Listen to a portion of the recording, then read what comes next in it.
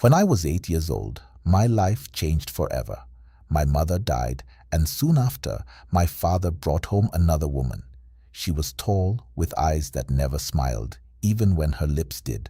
Her name was Abena, but she told me to call her mother. I never wanted to.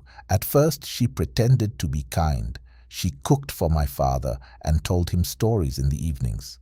But when he wasn't around, her true face came out. She would look at me with cold eyes, and her words were sharp, like the edge of a knife. One day, my father had to travel to a distant village for work. He said he would be gone for a week.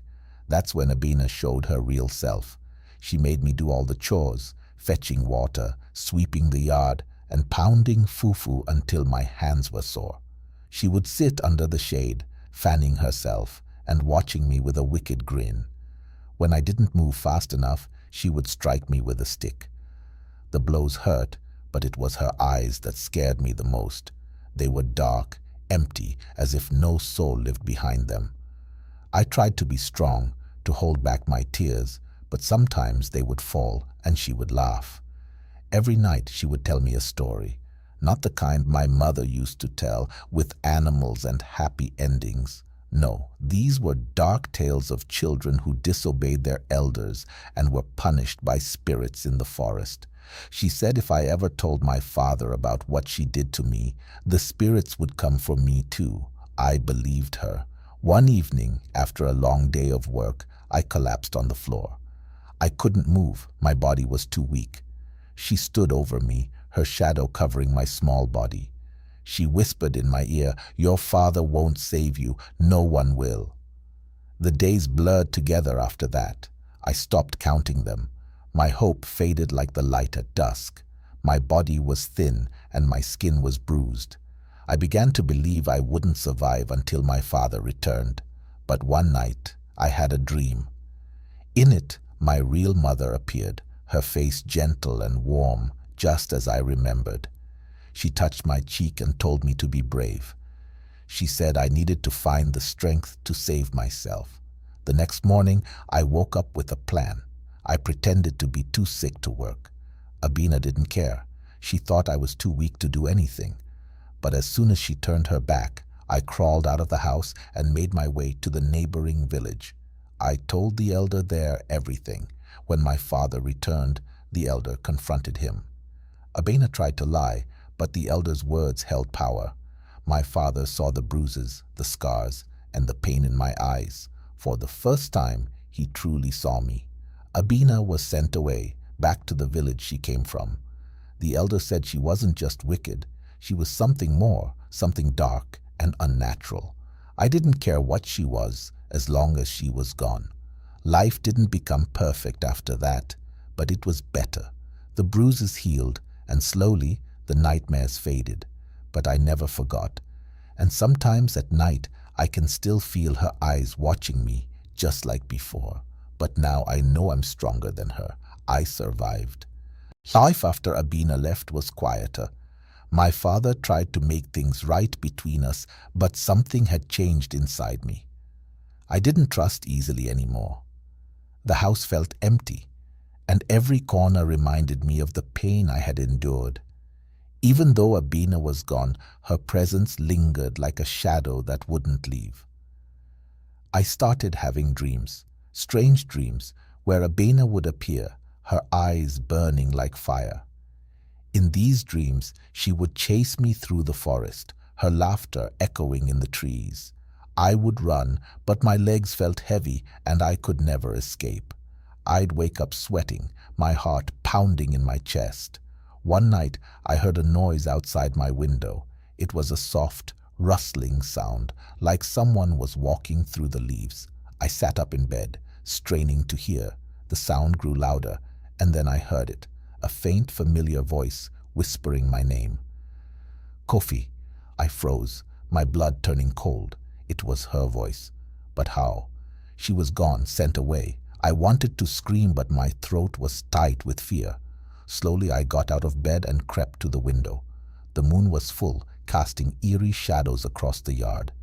At first I saw nothing, but then in the far corner of the yard I saw a figure standing under the baobab tree.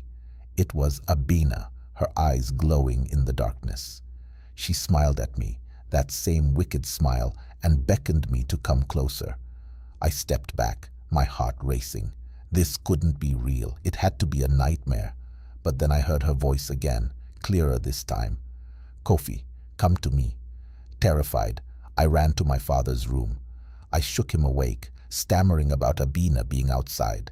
He rubbed his eyes, confused and groggy, but when he saw the fear in my eyes, he followed me to the window. But when we looked out, the yard was empty. The baobab tree stood still, its branches swaying gently in the breeze.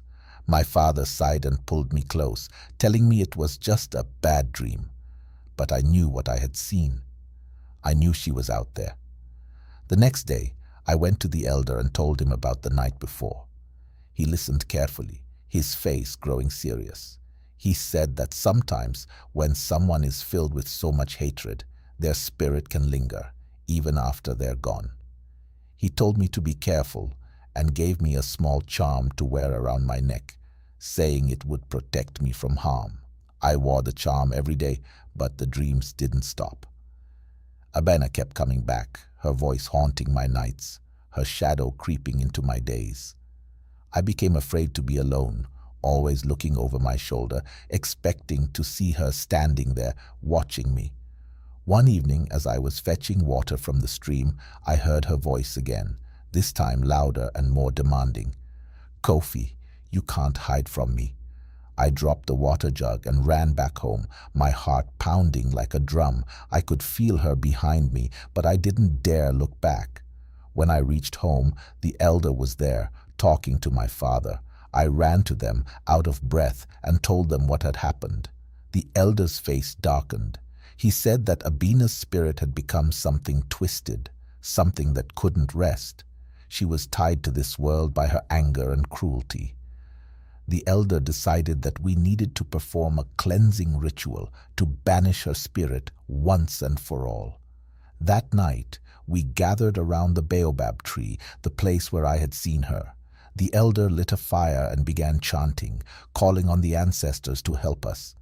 As the flames rose, I felt a cold wind blow through the yard. The shadows seemed to grow, and I saw her again, standing just beyond the firelight, her eyes glowing with rage. But this time, I didn't run. I stood my ground, clutching the charm the elder had given me. The elder's chants grew louder, and the wind howled like a beast in pain. The fire burned brighter, and I saw Abina's figure waver, like smoke in the wind. Her eyes met mine, and for a moment I saw fear in them. Then, with a final scream, she vanished into the night. The wind died down, and the fire slowly burned out. The elder placed his hand on my shoulder and told me it was over. Abina was gone for good. After that night, the dream stopped. The house felt lighter, and the shadows that had once haunted me were gone. My father and I began to heal, slowly but surely. I still wore the charm around my neck, a reminder of the darkness I had faced and the strength I had found. But sometimes, when the wind blows just right through the baobab tree, I think I hear a faint whisper, a reminder that some spirits never truly leave. But I am no longer afraid. I know that I have the strength to face whatever comes, and that's something no one can take away from me.